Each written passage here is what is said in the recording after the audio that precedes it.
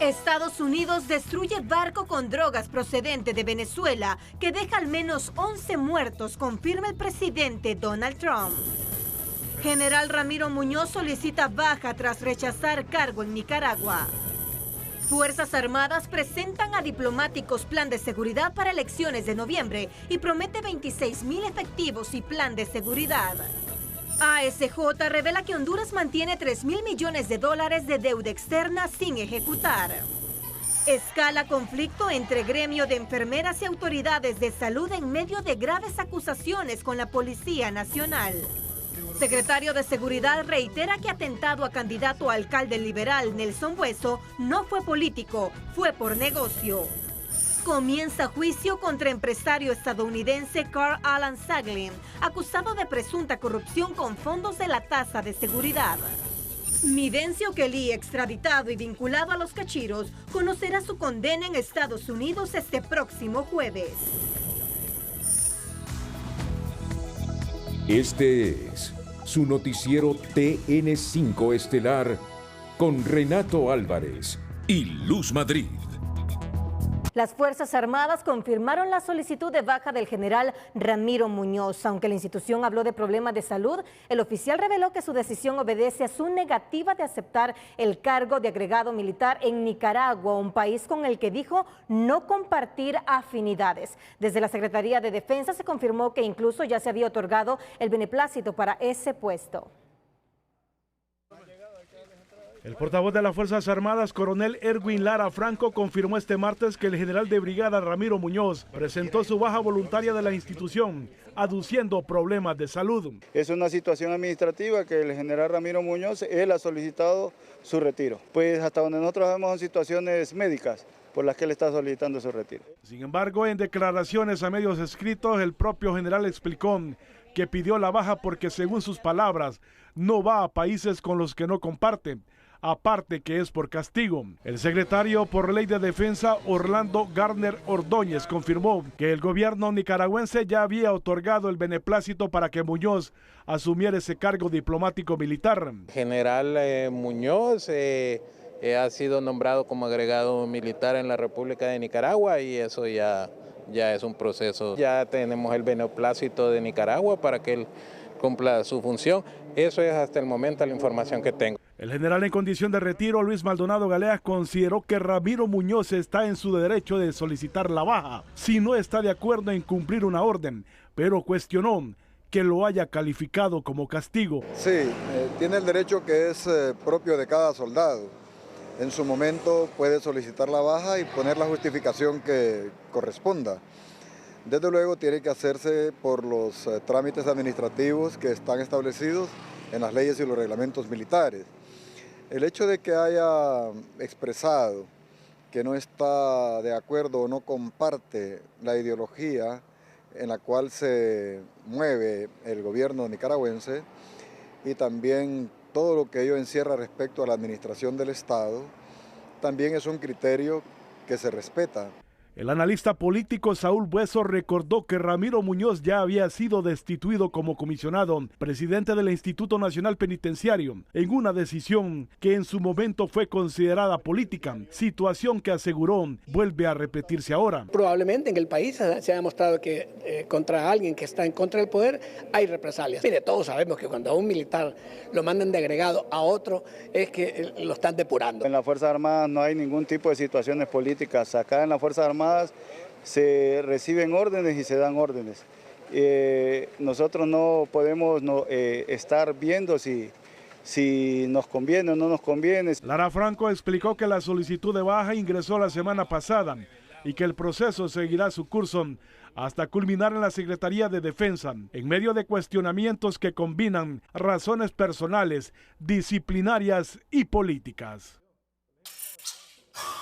La designada presidencial Doris Gutiérrez restó importancia a la baja voluntaria de las Fuerzas Armadas presentada este martes por Ramiro Muñoz, luego que trascendiera que el general de brigada se habría negado a trasladarse a Nicaragua como agregado militar. Creo que esas son decisiones al más alto nivel. Entiendo que en las Fuerzas Armadas tienen un estatuto, tienen un nivel de jerarquía, un nivel de mando.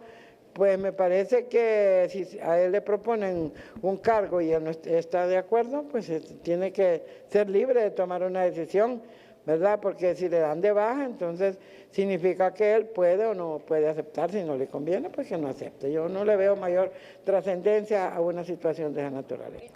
La funcionaria consideró que la decisión del general Muñoz en un asunto estrictamente personal y descartó que existan presiones dentro de las Fuerzas Armadas que lo hayan orillado a solicitar su retiro de la institución castrense.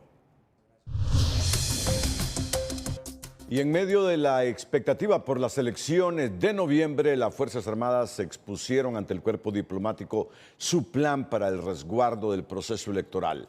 Los embajadores y representantes del cuerpo diplomático salieron conformes con el compromiso de desplegar más de 26,000 efectivos para garantizar unos comicios libres y seguros. El cuerpo diplomático acreditado en el país salió conforme con la exposición de las Fuerzas Armadas que reafirmaron su compromiso de garantizar elecciones libres, seguras y transparentes el próximo 30 de noviembre. Vamos muy conformes con lo que nos informaron el Estado Mayor Conjunto. Yo creo que las Fuerzas Armadas siempre han tenido un compromiso con el desarrollo electoral de Honduras. En particular, básicamente, fue que las Fuerzas Armadas, que no son deliberantes, que son obedientes, que son jerarquizadas, van a aportar todo lo que tienen y toda la experiencia de las primarias anteriores para efectivamente hacer un buen proceso electoral. Este martes el jefe del Estado Mayor Conjunto y la Junta de Comandantes presentaron la planificación operativa de la institución castrense y aseguraron que más de 26,000 efectivos estarán desplegados en todo el territorio para resguardar la voluntad popular. La embajadora de Brasil, Andrea Watson, calificó el encuentro como esclarecedor y destacó la capacidad de planificación militar. Estamos sumamente agradecidos por esta invitación para escuchar de las Fuerzas Armadas su papel durante el proceso electoral. Ahora vemos, sobre todo en cronograma, con riqueza de detalles, toda su participación y para nosotros fue muy aclarador, soy muy agradecida. Creo que quedó clarito cómo trabajan las Fuerzas Armadas, divididas en todas sus fuerzas, esparcidas por todo el país para que el proceso electoral transcurra bien, de una forma transparente. Los diplomáticos subrayaron la importancia del diálogo y señalaron que era oportuno conocer cómo las Fuerzas Armadas evitarán los errores cometidos en las primarias del 9 de marzo en Tegucigalpa y en San Pedro Sula. Para entender el papel que desarrolla las Fuerzas Armadas en las garantías constitucionales que le confiere la ley para las elecciones de noviembre. Ha sido excelente la presentación, salimos muy contentos de ella. Ahí explicaron por qué las pequeñas dificultades que existieron en la primaria, porque ahora se han tomado todas las medidas para que no se repitan. Tras la exposición coincidieron en que la observación internacional con misiones de la OEA, la Unión Europea y Naciones Unidas serán clave para dar garantías a todas las partes. Yo tengo la expectativa de que va a haber un proceso de observación internacional, probablemente de la OEA, probablemente de la Unión Europea, y creo que da garantía a todas las partes. Me parece que eso es algo extremadamente positivo. El antecedente inmediato sigue siendo el error de las primarias cuando se denunció el supuesto abandono de material electoral por parte de las Fuerzas Armadas, hecho que generó fuertes críticas a la institución. Precisamente los diplomáticos preguntaron cómo se evitarían fallos similares y se declararon satisfechos con las respuestas recibidas. La confianza expresada por los embajadores en la neutralidad de las Fuerzas Armadas representa un respaldo internacional clave para el proceso eleccionario del 30 de noviembre. Mario Landa, Telenoticias. La directora ejecutiva del Consejo Nacional Anticorrupción, Gabriela Castellanos, afirmó este martes que le sobra voluntad para vigilar la democracia y que no debería haber nada que temer de la observación nacional interna. Esto en relación a la tardanza del CNE para pronunciarse respecto a la aprobación del reglamento y la participación de organizaciones como ASJ, CNA y COEP en las elecciones generales. Pese a no haber recibido una respuesta del organismo electoral hasta el momento, esto no frena nuestra preparación ni nuestra responsabilidad con la transparencia. No hay nada que temer de la observación electoral interna.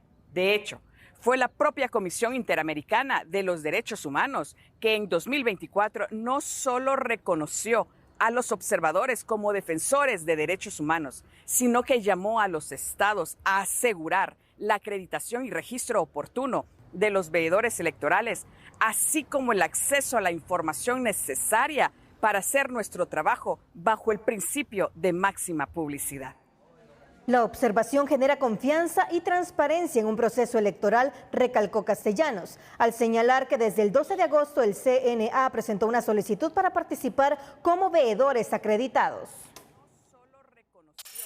La presidenta Castro advirtió este martes que en los próximos meses arreciará la narrativa de la oposición política en contra de su gobierno, al tiempo de pedir a los hondureños que no se dejen llevar por melodías pegajosas. Seamos acuciosos y preguntemos exactamente qué es lo que viene para Honduras. Hay algunos que se llenan solo de criticar. Estos hicieron, yo no lo sé, yo no lo voy a hacer porque soy científico. Pero que diga qué va a hacer. Es que yo tengo un gran equipo y el equipo tiene la respuesta. No, la respuesta la tiene que tener él. El pueblo quiere escuchar y no en debates. Cara a cara, con el pueblo. Castro alertó que el bipartidismo es tan peligroso que de ganar las elecciones vendrá con un desquite que puede ser muy grande para el pueblo hondureño, pues es capaz de privatizar la NE, quitar los subsidios, la merienda escolar y la matrícula gratis. El expresidente del Consejo Hondureño de la empresa privada, Luis Larache, manifestó que la población espera propuestas concretas y que den solución a los problemas que se enfrentan.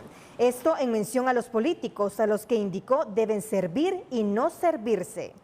Yo creo que hay que reconstruir mucho de lo que se ha destruido en el camino, hablando de seguridad jurídica, hablando de independencia de poderes.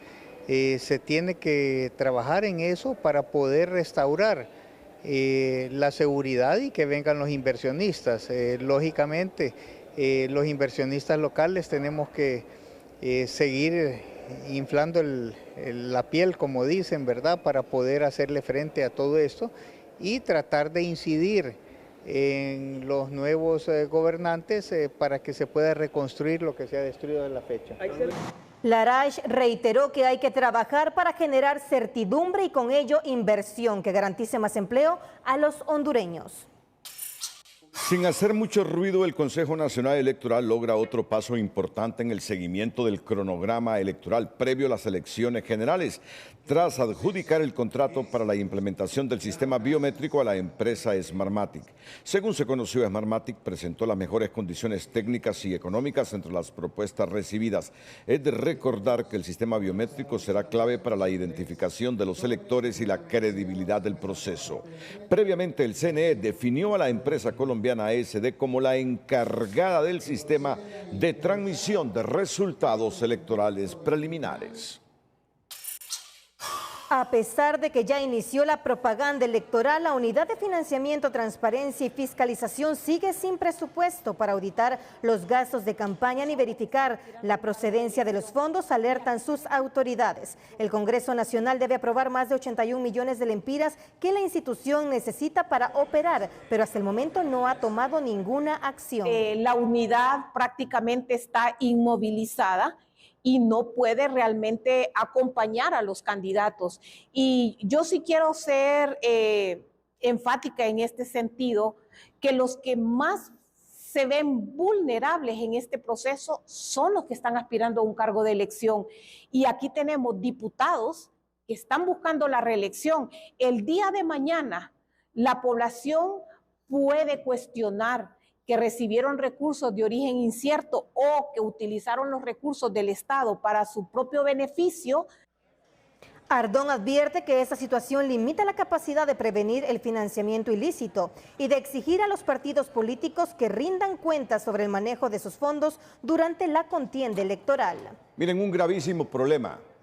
Si no le dan en este momento el dinero que necesita esta institución, es que prácticamente nuestras élites políticas siguen con la idea que los narcotraficantes y los inversionistas en política le sigan financiando las campañas a los partidos políticos. Porque se supone que esta institución, aunque nació sin dientes y sigue sin dientes, imagínese usted, sin presupuesto. Mal mensaje el de nuestra élite política si no hace el intento, si no materializa el presupuesto para esta institución. Ya de por sí esta institución tiene una percepción entre los hondureños que es más de lo mismo, que simplemente es una herramienta de los políticos para agradar al mundo. Pero si ni siquiera le quieren dar el presupuesto que están pidiendo, ¿qué quiere decir? Que los mismos de siempre, que los dineros ilícitos y que las redes criminales seguirán financiando nuestras campañas políticas. Bueno, en otra información, el ataque contra Nelson Bueso, candidato liberal a la alcaldía de Azacualpa, Santa Bárbara, no tuvo motivaciones políticas. Así lo confirmó este martes el ministro de Seguridad, Gustavo Sánchez, quien aseguró que el incidente del 26 de agosto se originó por una disputa comercial entre socios. Los atentados, desde el primer momento dijimos que fue una discusión entre dos personas que son socios. Yo creo que la persona afectada debería aclarar qué fue lo que sucedió. La policía lo sabe, no lo queremos decir. Y estamos investigando este caso. Son socios, hacen negocios y de ahí se derivó ese incidente. Pero no tiene que ver con ningún atentado, ni mucho menos con tinte político. Bueso fue herido de bala en un hotel de la zona y trasladado en estado grave a San Pedro Sula. Las autoridades han investigado el caso, pero según Sánchez, es la propia víctima quien debe revelar públicamente los detalles del conflicto empresarial que motivó la agresión, aunque en el Partido Liberal se ha denunciado que sí tiene ribetes políticos el atentado contra este candidato a alcalde en Azacualpa por el Partido Liberal. Entre otras noticias, en la Florida comenzó el juicio contra el empresario estadounidense Carl Alan Zaglin, señalado por el pago de sobornos millonarios a exfuncionarios hondureños para la obtención de jugosos contratos de la tasa de seguridad. Entre los testigos destacan exdirectores del Comité Técnico del Fideicomiso que ya admitieron su culpabilidad. El primer día del juicio por el caso de la tasa de seguridad en el Distrito Sur de la Florida no pasó desapercibido. Durante la audiencia de este martes se seleccionó y juramentó el jurado conformado por 12 ciudadanos que ejercerán como titulares y 2 suplentes, en su mayoría latinos de Venezuela, Nicaragua, Cuba y Puerto Rico. El protagonista llegó puntual a la cita con una apariencia avejentada. Se trata del empresario estadounidense Carl Alan Zaglin, propietario de la empresa Atlanco con sede en Atlanta, Georgia, que obtuvo 2 grandes contratos, pues según la fiscalía se encargó de tejer un esquema de sobornos a funcionarios hondureños, entre ellos los exdirectores del Comité Técnico del Fideicomiso de la Tasa de Seguridad en Honduras, Francisco Cosenza y Juan Ramón Molina, quienes ya admitieron su culpabilidad y serán parte del amplio catálogo de testigos en este caso. Además de Cosenza y Molina, también habrá otros testigos como Aldo Marchena, quien se encargará de relatar hasta dónde llegaron los pactos de corrupción con fondos de la tasa de seguridad, que permitió a Zaglin apoderarse de más de $10 millones en contratos de uniformes y accesorios tácticos de la Policía Nacional. Marchena se encargó de disfrazar los sobornos millonarios bajo conceptos administrativos o consultorías, a través de falsas estructuras legales con contratos de corretaje, facturas simuladas y pagos a cuentas en Belice y Estados Unidos. Los pagos ilegales rondaron los $2 millones según la Fiscalía. Se prevé que el juicio dura alrededor de 3 semanas según la jueza Jacqueline Becerra. Los principales medios de prueba serán documentos, correos electrónicos, estados de cuenta, grabaciones y fotografías, varias de ellas en las que figura el exsecretario de Seguridad Julián Pacheco Tinoco. El próximo 4 de septiembre, jueves, un juez de Nueva York dictará sentencia contra el exdiputado hondureño mirense Okelí Martínez Turcios, extraditado por delitos de narcotráfico y señalado como operador del cártel de los Cachiros.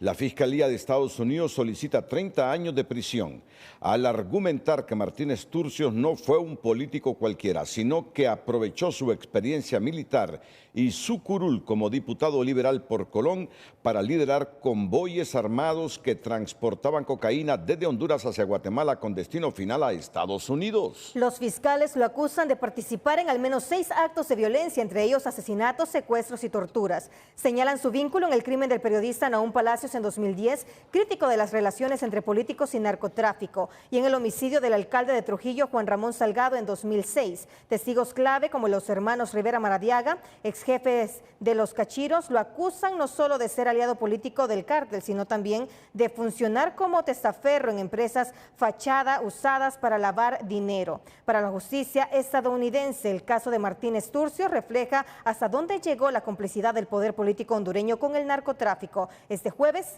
el juez Kaplan decidirá si la sentencia será de 3 décadas hasta tras las rejas en una prisión federal en los Estados Unidos. Bueno, nos viene otra eliminatoria para un mundial de fútbol. Y esto nosotros los hondureños lo disfrutamos. Claro que sí, con la esperanza de que vamos a clasificar. Ya estamos en la etapa, en el inicio de la etapa final de la eliminatoria para este gran mundial que nos tiene a la expectativa. Y, bueno, en 3 países de América, sí, México, Canadá y Estados Unidos. Bueno, la selección llegará este miércoles a Curazao.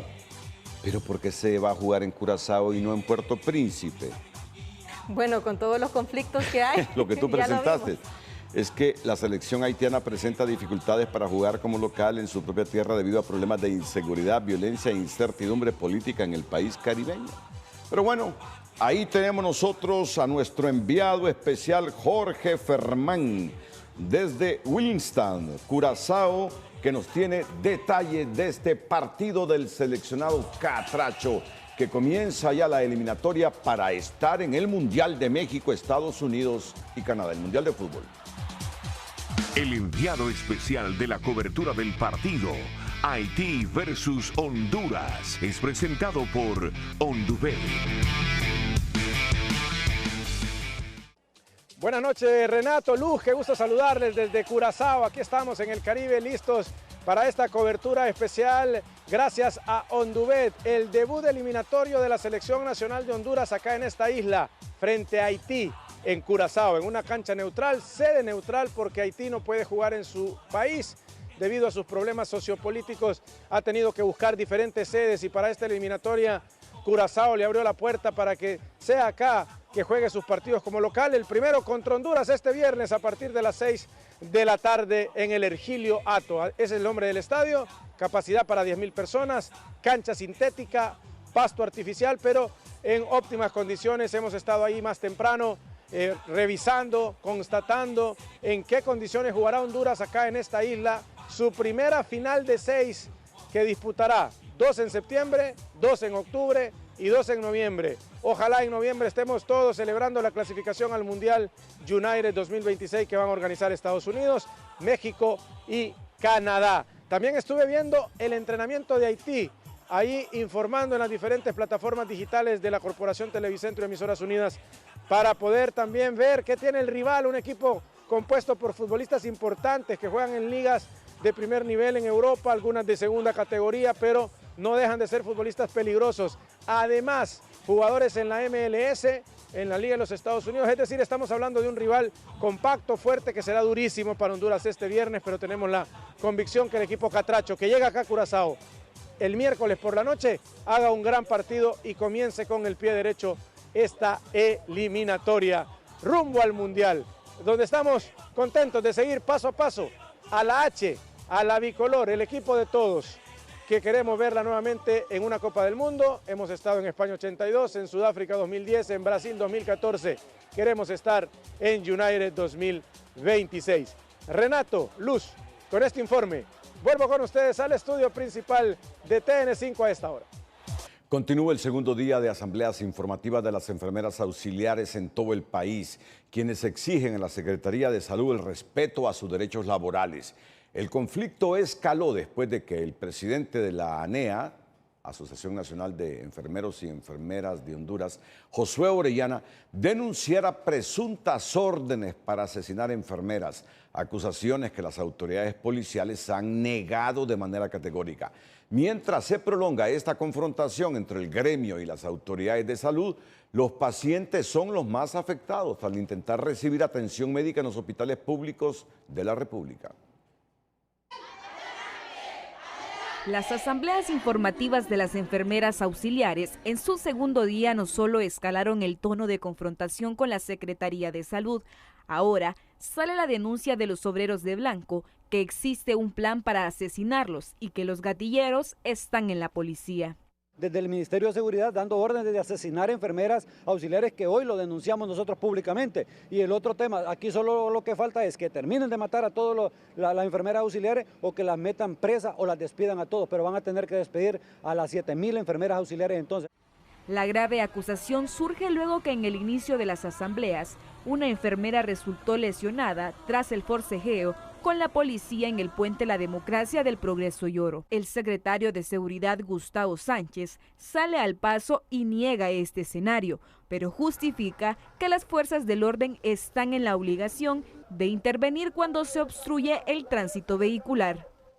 Es irresponsable, se imagina usted la Policía Nacional asesinando a miembros del sector salud. Hay que estar mal de la cabeza y mal del corazón para emitir esos criterios. Nosotros garantizamos los derechos humanos en el país, pero también nosotros garantizamos la libre locomoción, la libre circulación. En los pasillos de los hospitales, los pacientes siguen esperando. Mientras continúa el conflicto laboral entre las enfermeras y autoridades, cada día sin acuerdos significa más personas que regresan a sus hogares sin la atención médica que vinieron a buscar. Desde horas tempranas, cientos de pacientes llegan a los hospitales públicos, hacen largas filas, pero para su sorpresa, las enfermeras auxiliares tienen abandonadas las salas médicas. Nosotros de pobres somos los más afectados, el que tiene dinero no, porque va a una clínica privada y está. Así como se alimentan los del Estado con un buen billetón, durmiendo bien y comiendo bien, las enfermeras tienen derecho y yo estoy de parte de ellas. Porque si no fueran ellas que los prestan a la atención, ya estuviéramos bajo tierra, porque el gobierno no se preocupa por la gente pobre. Algunos pacientes viajaron largas distancias para sus controles de rutina, pero se ven obligados a regresar con la esperanza que pronto las enfermeras y autoridades encuentren la solución. Que hablen con ellas y pongan de acuerdo para que le den un buen resultado a la población que viene de largo a este centro asistencial. En el caso mío, yo vengo de Langue y me vine a las 4 de la mañana a hacer fila para poder sacar una cita. El diálogo que reclaman los pacientes parece lejano, mientras ambas partes mantienen posiciones inflexibles, extendiendo una crisis que golpea a los más vulnerables. Vendedores sanpedranos se tomaron las calles en protesta por el alto costo de los alquileres y la falta de respuestas a sus demandas económicas. Las pérdidas económicas por la huelga de los locatarios de la central de abastos en San Pedro Sula comienza a sentirse, aunque los comerciantes sacaron sus productos a las vías públicas en un intento por seguir vendiendo. Algunos, como los bananos, se están dañando, aseguran. Ya están las primeras pérdidas ya, y ahí, mire, lo pueden ver ahí, mire, hay bastante pérdida ahí. ¿Se están madurando? Sí, ya tienen 5 días de estar... 4 días de estar parados. Nosotros metimos un camión de productos, ya perdimos una buena cantidad de productos y vamos a seguir. Estamos ya acostumbrados a luchar, a perder y a ganar. La protesta inició ayer por los altos costos que enfrentan los comerciantes dentro de la central de abastos, incluyendo pagos de peaje, elevadas rentas, tarifas de energía y agua. Una situación que afecta a una cadena económica que depende de la compra y venta de productos. Por mayor, sí, por mayor todos los días. Entonces no pueden ser, estas cosas no se pueden ver solo aquí en Honduras se mira. Ahora anda buscando a sus proveedores acá. Sí, ando buscando y es difícil, sí. Además de los daños que sufren algunos productos por la exposición al sol, el cierre de la 27 calle obligó a muchos negocios como gasolineras y otras empresas a cancelar las actividades por el caos vial generado. El alcalde pide que mantengan el orden mientras solventan el conflicto las partes. Aparentemente el gobierno central les va a dar un dinero para hacer una central de abastos, pero ya ese es un asunto de ellos. Nosotros no tenemos absolutamente nada que ver, hicimos el intento, luchamos y trabajamos. Lo que sí les estamos pidiendo a ellos es, están trabajando en la calle, recojan su basura. ¿Por qué razón? Si no, van a echar a perder todo lo que es la 27 calle. Los dueños del inmueble no están dispuestos a ceder en las peticiones de los comerciantes, por lo que la situación se podría agudizar en los próximos días mientras reina el caos vial en la 27 calle. Orly Martínez, Telenoticias. Bueno, no siento ninguna satisfacción como hondureño y como periodista en anticipar o avanzar estas noticias. Hoy ha salido un informe Estado-Nación que nos dice que Honduras está ubicado como el país más pobre del área y con los mayores rezagos en progreso social. ¿Qué les parece? Me da vergüenza a todos. Nos molestamos, nos enojamos muchísimo, porque somos un país que no somos ricos, tenemos condiciones para ser ricos, para generar mucha riqueza, pero por tantos factores no lo somos. Y a pesar de la ubicación geográfica que tenemos, de los valles, de los ríos, bañados por 2 océanos, como dice nuestro himno, estos informes de desarrollo dicen que somos el país más atrasado de América Central. Da un poquito de vergüenza y enojo, ¿verdad? Claro, por los recursos. De hecho, el informe que presentábamos ayer del Banco Central de Honduras, que tomaba de ejemplo el incremento que ha tenido el país gracias al café, el banano y las remesas. Es decir, el país depende de esos 3 hilos, del sector agrícola y de las remesas. Sí. Tenemos que impulsar más otros sectores económicos, como la manufactura, la tecnología, porque no, tenemos que enfocarnos en otros sectores. Es decir, con también. solo los recursos naturales que tenemos, con la foresta, con los valles, que nos digan que somos el país más atrasado, que somos el país más pobre del área y con los mayores rezagos sociales.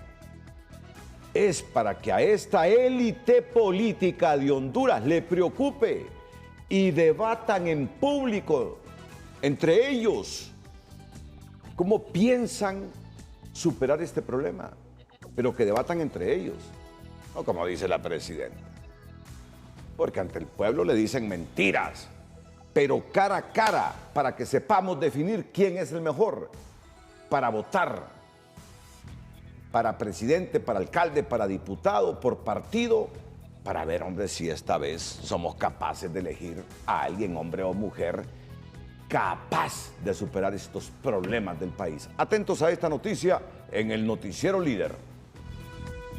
Pero antes le informamos que don Francisco, tapicero desde los 14 años, hoy es un referente de emprendimiento con su negocio Tapicería Arias, donde fabrica y repara muebles y asientos, enseñando a las nuevas generaciones el valor del oficio.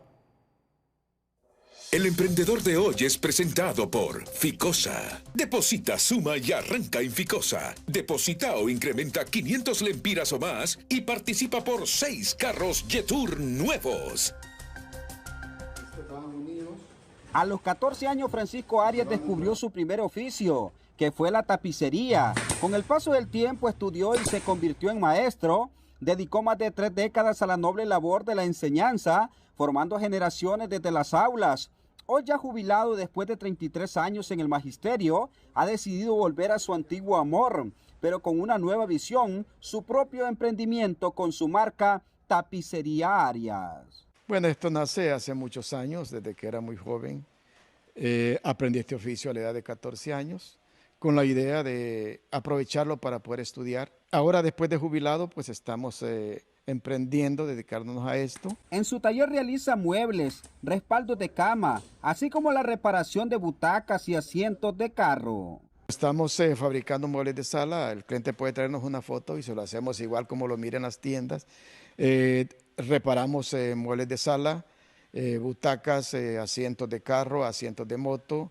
El profesor Arias demuestra que los sueños no tienen fecha de caducidad y que con esfuerzo se puede emprender a cualquier edad. Bueno, es algo bonito, creo que son sueños que se cumplen, son sueños que se trazan en la mente y que se ponen en práctica.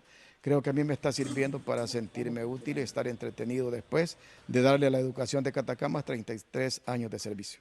Tapicería Arias, donde la experiencia del maestro se refleja en cada detalle, calidad, confianza y pasión al servicio de sus clientes. Alex Ordóñez, Telenoticias. La Asociación para una Sociedad Más Justa, ASJ, presentó este martes el informe Radiografía del Endeudamiento en Honduras. El documento revela que con la práctica de contratar más deuda, los gobiernos de turno desplazan inversión y evidencia la ineficiencia en el uso de los recursos. El informe destaca que solo en la administración de la presidenta Xiomara Castro existen 3.000 millones de dólares de deuda externa disponibles y sin ejecutar. Aún así, el gobierno insiste en la política de endeudarse más. En su más reciente informe titulado Radiografía del Endeudamiento en Honduras, la Asociación para una Sociedad Más Justa, ASJ, destapa una realidad incómoda: a mayor deuda, mayor pobreza en el país. La mayor parte de esa deuda no se tradujo, obviamente, en hospitales, en escuelas, en carreteras dignas. Se tradujo en un Estado que gasta más en pagar intereses que en invertir en el futuro de nuestra gente. Una verdad que se acompaña con gráficas y números fríos. Para el caso, el 88% del presupuesto nacional se destina al pago de salarios, servicio de deuda, transferencias y otros gastos. La inversión en salud, educación, infraestructura y desarrollo comunitario apenas llega al 12%. Irónicamente, el país sigue la misma ruta y con los mismos resultados, al margen de quien mueva los hilos de la nación. Para el caso, aquí se reveló que en este gobierno el promedio de la contratación de deuda externa se duplicó, pues pasó de 712 millones de dólares entre el 2014 y el 2021 a 1.513 millones del 2022 al 2024. Sí, los números muestran que se ha multiplicado la deuda casi al doble de hace 3 años, que hay un muy bajo nivel de ejecución de la deuda, lo cual es preocupante. Hay fondos por más de 3.000 millones de dólares dejados de ejecutar en todo este periodo, pero se sigue captando más deuda. En efecto, este informe destapa que en la actualidad apenas se ejecutó el 20% de los préstamos adquiridos y que a 4 meses de cerrar el año solo se recibió el 28% de los desembolsos. Eso genera que haya una acumulación de deuda contratada no desembolsada. Hay más de 3.000 millones de dólares disponibles que no se están desembolsando, no se están ejecutando, no están llegando a la gente y al final uno se pregunta ¿para qué quieren contratar más deuda si eso no está llegando, pues no está ejecutando? Irónicamente, 37 centavos de cada lempira que se recauda se destina al pago de la deuda. Algo así como sacarle dinero a una tarjeta de crédito para pagar otra. También están los compromisos infértiles de deudas millonarias, como los adquiridos por la ENE, que contrató más burocracia y lejos de reducir la recuperación de pérdidas de energía, le subió a los dígitos. Sin embargo, la Empresa Nacional de Energía Eléctrica, hemos contratado más de 2.000 millones de deuda, 10 veces más que lo que se hizo en educación. Y hoy, y no le gusta a veces a los funcionarios decir, las pérdidas son superiores a lo que teníamos hace casi 3 años. Pero no todos están de acuerdo con estos números, sobre todo del endeudamiento del actual gobierno. Para el analista político Héctor Soto, la administración de la presidenta Xiomara Castro es la más responsable en este campo de los últimos 3 gobiernos. En el actual gobierno la deuda externa ha crecido un poco más del 8%. En los 3 gobiernos anteriores el crecimiento incluso fue de más del 100% y en los 2 últimos entre el 30 y el 37%. El informe cierra con una ironía más. La mitad de la deuda del país vence en los próximos 4 años y la presión fiscal, como ya pasó en otros gobiernos, no será para el actual, sino para quien tome el poder el 27 de enero del 2026, con jinetes sin mucha experiencia que entrarán al jaripeo a domar un corcel no muy acostumbrado a los cercos fiscales. Bueno, pero tenemos un debate, queremos endeudarnos con 1.200 millones de dólares más. Y esos informes de las organizaciones como ASJ dicen que tenemos 3.000 millones de dólares ahí que no lo hemos ejecutado. Mire usted, sigue el estira y encoge en el Congreso por la aprobación de casi 1.200 millones de dólares de nueva deuda externa. El oficialismo afirma que son fondos necesarios para programas sociales, mientras la oposición teme que sean usados para asistencialismo y compra de votos. La actividad en la Cámara Legislativa vuelve a quedar en pausa, esta vez por las diferencias en la aprobación de casi 1.200 millones de dólares de deuda externa que el actual gobierno asegura necesitan para cerrar el presente año fiscal y otros sectores temen sea para atender algunos antojos partidarios a menos de 3 meses para las elecciones generales. Ojalá que no se esté pensando en esos recursos para hacer proselitismo político, para la compra de votos y favores políticos, ¿verdad? Porque sería una pena para el país que si se logra contratar, que realmente se destine, primero, para lo que estaba programada y 2, que se maneje de manera eficiente. Pero si el camino ya era escabroso para el oficialismo para aprobar estos préstamos de deuda externa, ahora se vuelven más difíciles con la interrogante en el último informe de ASJ, que se pregunta para qué quieren más deuda si tienen dormidos 3.000 millones de dólares sin ejecutar. No hay justificación, no tienen forma, hipócritas, son desvergonzados cuando están pidiendo más recursos y ya vimos lo que han ejecutado presupuestariamente. Tienen recursos líquidos, ¿para qué? Para corrupción, para clientelismo político. De esos 1.200 millones de dólares, la mayor parte es para el pago del servicio de la deuda, pero también hay recursos por el orden de 190 millones de dólares que van para Sedesol, otra cantidad para proyectos carreteros, bonos agrícolas y sociales, así como subsidios a los abonados de la ENE. La oposición cree que todo se irá para la casa de votos a menos de 3 meses para las elecciones generales.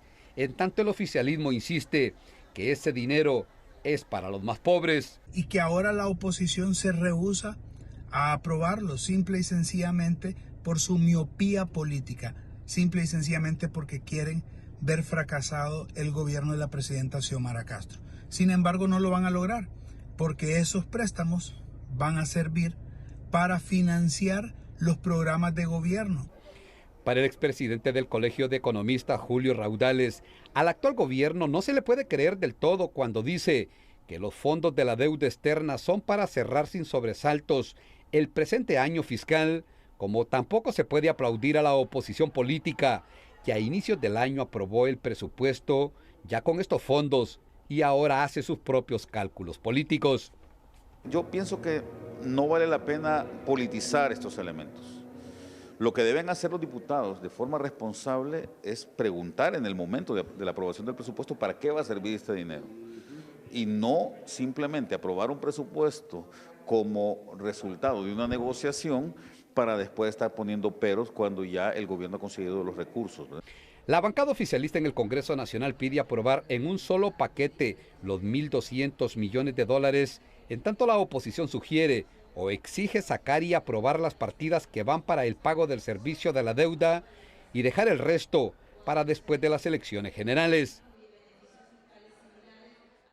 Los desafíos de Centroamérica y República Dominicana para lograr un desarrollo sostenible son enormes, pero en el caso de Honduras, el panorama es aún más crítico. El país se ubica como el más pobre del área y con los mayores rezagos en progreso social. Así lo revela el 7º informe Estado de la región presentado este martes por el programa Estado de la Nación de Costa Rica.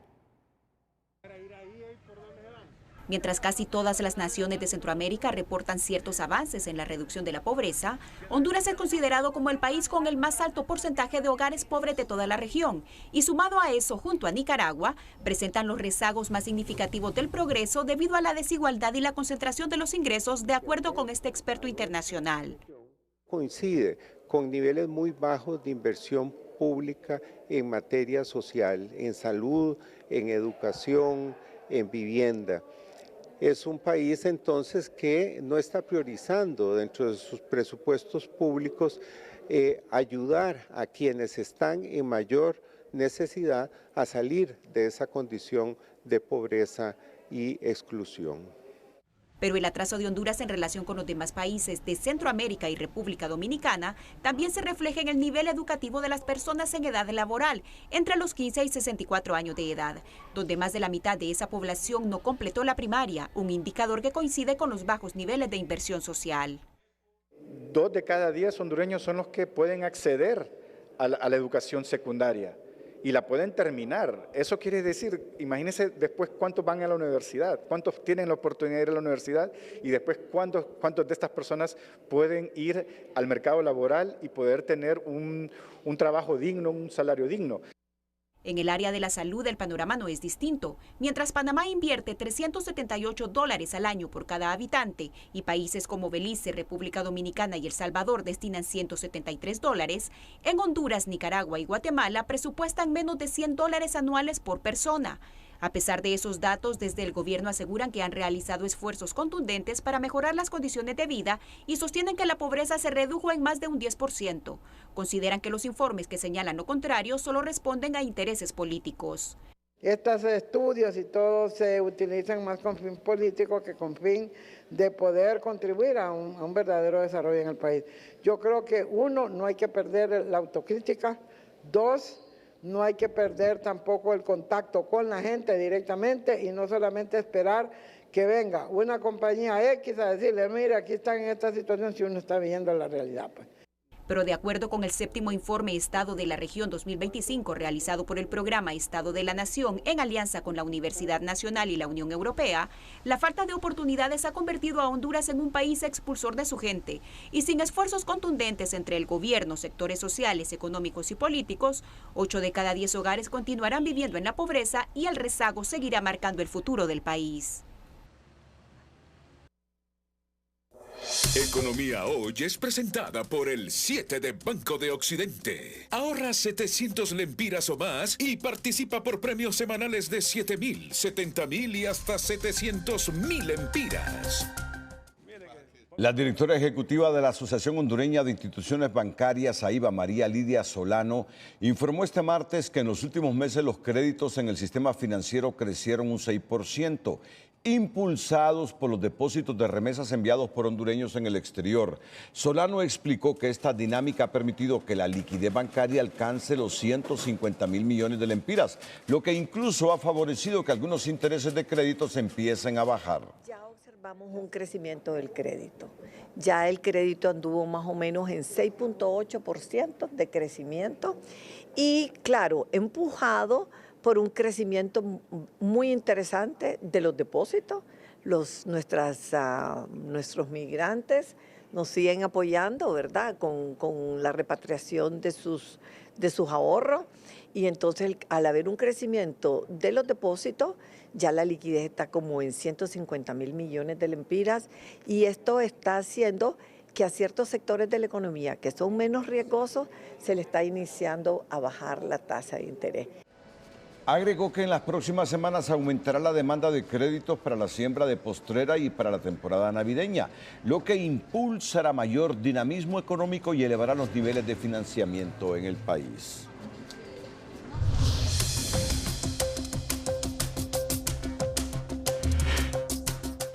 La presidenta hondureña Xiomara Castro inauguró este martes la ampliación de la subestación eléctrica de Toncontín con capacidad de generar 50 megavatios para beneficiar alrededor de 40.000 familias capitalinas. La obra, financiada por el Banco Centroamericano de Integración Económica, mejorará la capacidad de suministro de energía para nuevos circuitos de Tegucigalpa. Esta nueva subestación, que es parte de la visión de los proyectos visionarios de la refundación para el país, tiene un costo de 191 millones de lempiras, según informó la mandataria Castro de Celaya.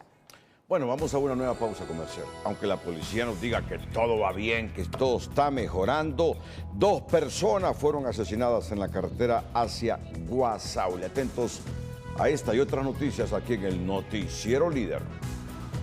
Hoy, con las constantes revisiones de la autoridad fiscal, los contadores deben verificar el cumplimiento de cada postulado básico. Entenderlos y razonarlos es clave para soportar las operaciones ante la administración tributaria.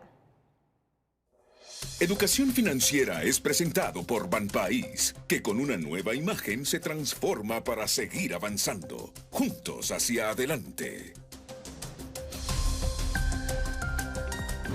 Los postulados básicos de las operaciones de un negocio. Sustancia económica. La sustancia económica debe prevalecer en la naturaleza de la operación sobre su forma jurídica, así como el reconocimiento contable de las transacciones, transformaciones internas y otros eventos que afectan económicamente a una entidad.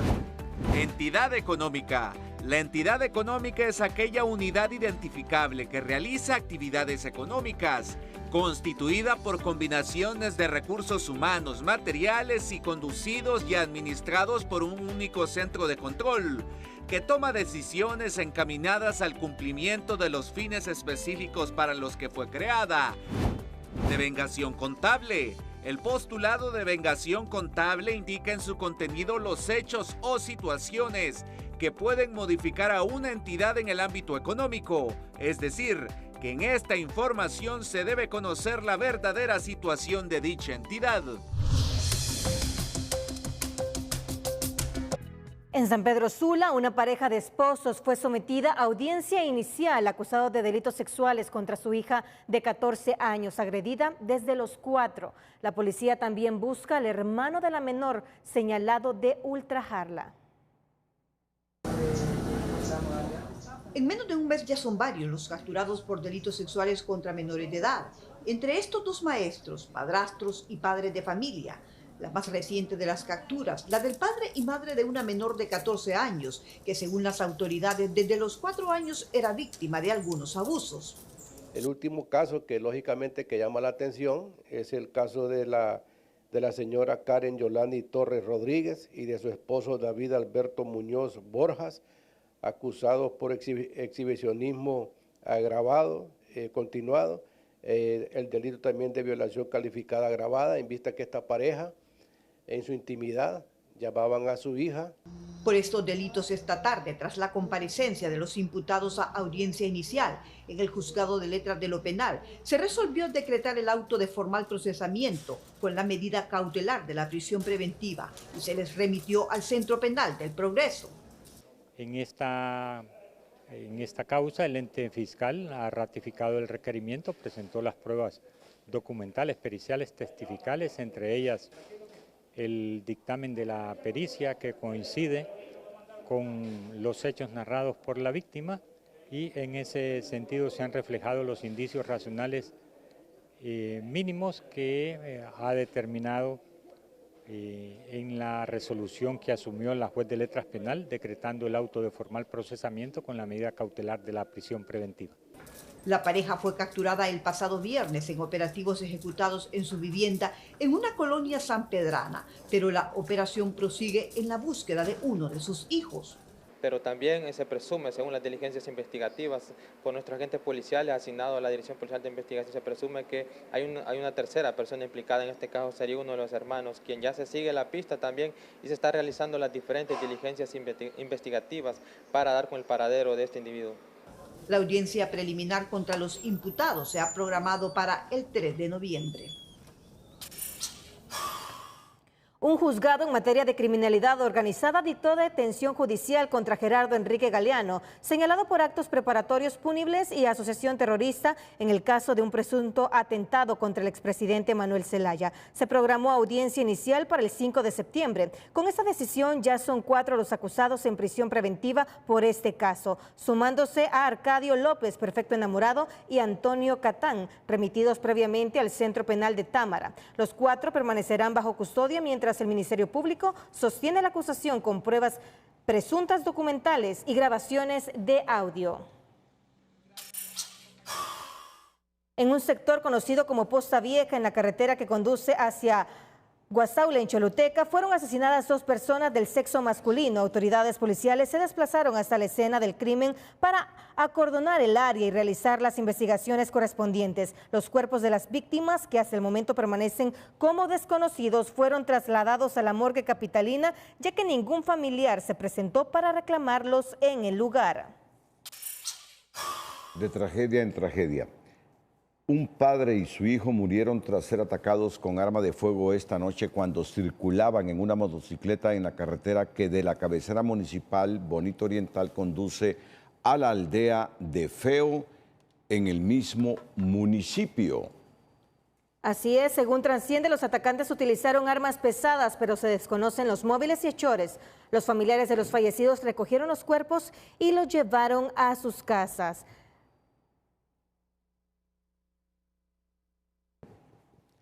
Así está el país, así está el país.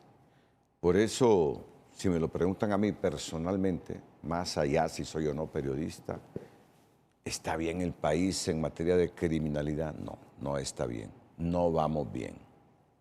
No vamos bien. No vamos bien. Bueno.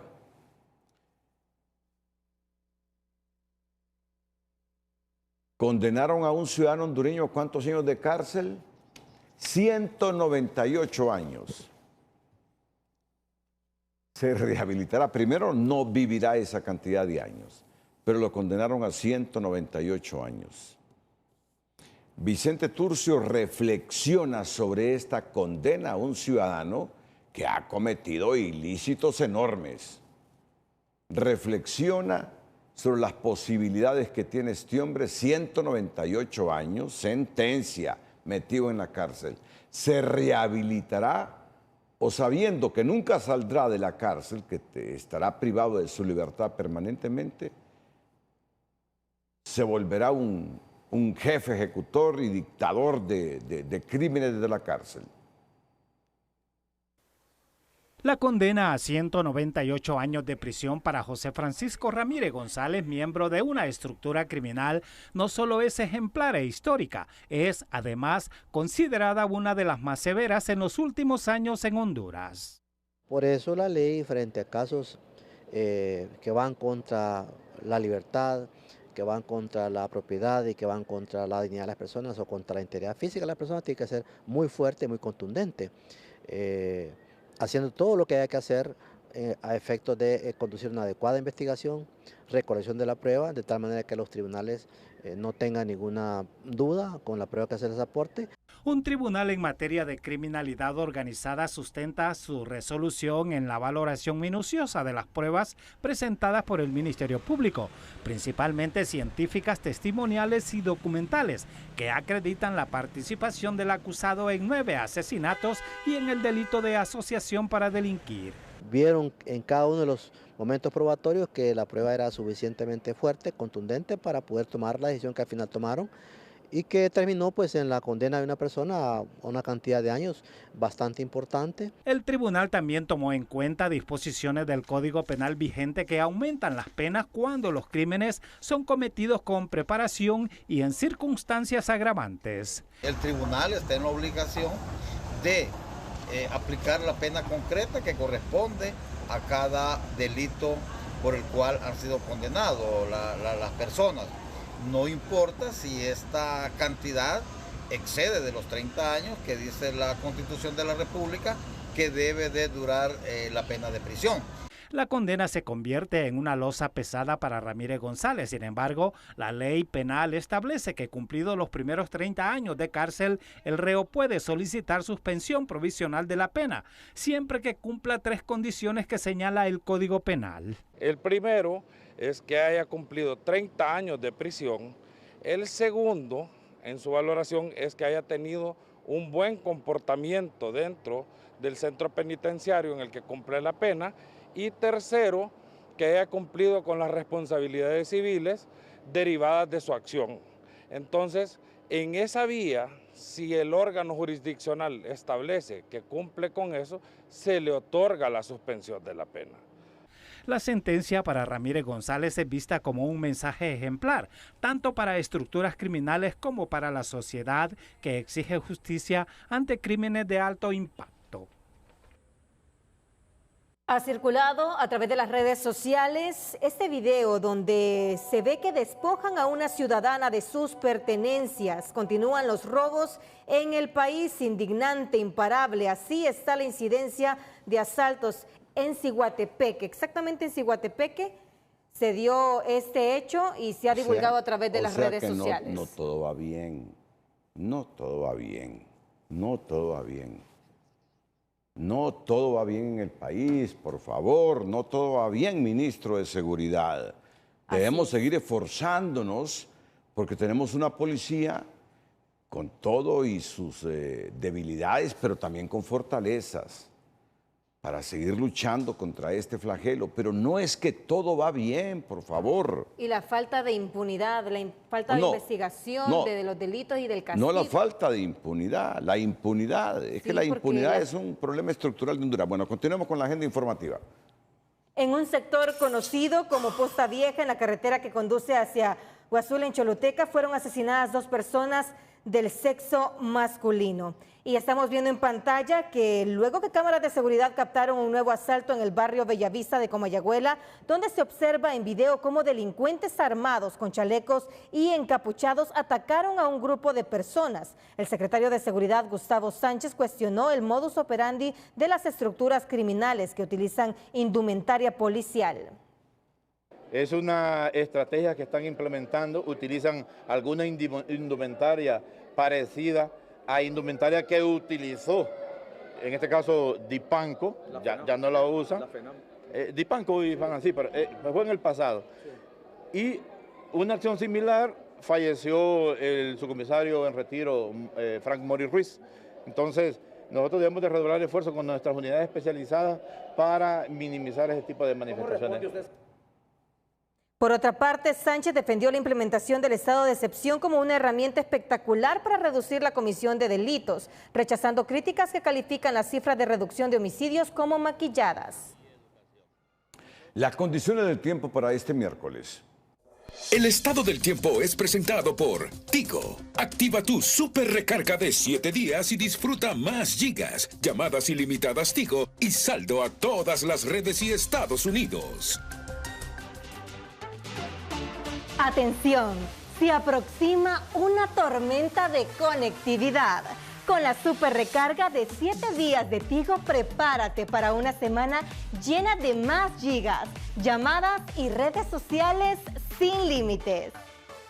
La mejor señal y cobertura en todo el país. Te mantiene conectado, estés donde estés. Disfruta llamadas ilimitadas Tigo a Tigo y minutos para hablar a otras redes y a Estados Unidos. Adquiérela en tu punto de venta o desde mi Tigo app y vive una semana entera conectado con todo. Super recarga 7 días de Tigo. Más vida, más gigas, más cobertura, más diversión. Seguimos con más información. Hola, ¿qué tal? Siempre es un gusto saludarles. La Organización Meteorológica Mundial mostró en las últimas horas este gráfico que nos está indicando que el año pasado, el 2024, se convirtió en el 10º año consecutivo en que se rompe la temperatura media global. Todo hacia arriba, nada hacia abajo, quiere decir que los esfuerzos que estamos haciendo son mínimos y no sirven para contrarrestar el impacto del calentamiento global y el cambio climático. Tenemos para esta jornada de miércoles pues un pronóstico de temperaturas elevadas en el territorio nacional. ¿Por qué? Porque precisamente vamos a tener un sistema anticiclónico que estará moviéndose al norte de Honduras. Antes le muestro a Kiko, que es un huracán que está alcanzando categorías altas, va rumbo a categoría mayor y tiene vientos sostenidos por encima de los 165 kilómetros por hora. Lorena se convirtió en una tormenta tropical en las últimas horas y seguirá esta línea en los próximos días afectando Baja California Sur, mientras en el Atlántico Oriental ya tenemos un disturbio que alcanza un 70% de posibilidades de desarrollo tropical. Pero específicamente para esta jornada de miércoles, aquí tenemos el anticiclón en los niveles medios de la troposfera que estará precisamente pues haciendo rotar los vientos en el norte de Honduras, así de esta forma, así que nos llegarán vientos del noreste, del suroeste y atrayendo un poco de humedad, y solamente la parte sur de nuestro país tiene posibilidades de lluvia para esta jornada. En el resto la condición es estable. Aquí tenemos la lluvia sobre Choluteca, que luego avanzan hacia Valle, incluso para sectores ahí en el Golfo de Fonseca, en Amapala. Precipitación al final del día de este miércoles. 36 las temperaturas en el sur, entre 31 y 36 en el centro, hasta 35 en el noroccidente y la región oriental con máximas de 34, y el índice ultravioleta llega a 12 en varios puntos del sector centro y partes del norte de nuestro territorio para esta jornada. Cuídense mucho, siempre les queremos como televidentes y no como noticia. Que la pasen bien. Llegamos al final del noticiero. Buenas noches. Feliz noche.